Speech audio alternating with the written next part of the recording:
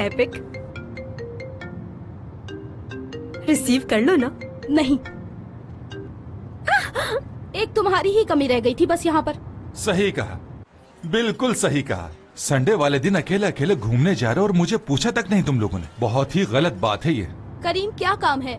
मैं ये कह रहा था कि ऐसे अकेले मत निकला करो, जमाना बहुत खराब है। तुम्हें कहीं भी जाना हो, घूमने जाना हो या किसी से मिलने जाना हो तो तुम मुझे बुला लिया करो, कोई प्रॉब्लम नहीं। मिलने जा रही हो किसी से? कौन है वो? देखो कोई भी हो, तुम उसे ज्यादा लिफ्ट मत कराना। अब मेरी गर्लफ्रेंड को कोई बुरी नजर से देखे मुझे अच्छा नहीं लगता।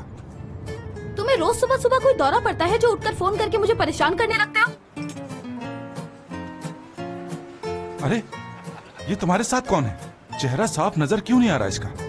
तुमने मेरी कार में कोई कैमरा लगा रखा है? तुम्हें कैसे पता ये सब कुछ?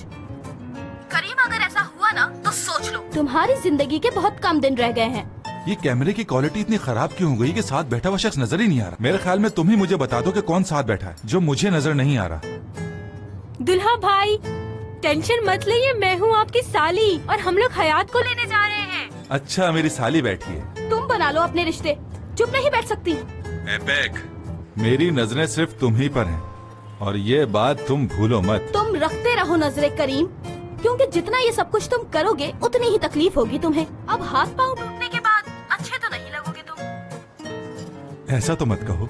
अगर मेरी साली के सामने तुम इस तरह कहोगी तो मुझे बड़ी शर्मिंदगी होगी।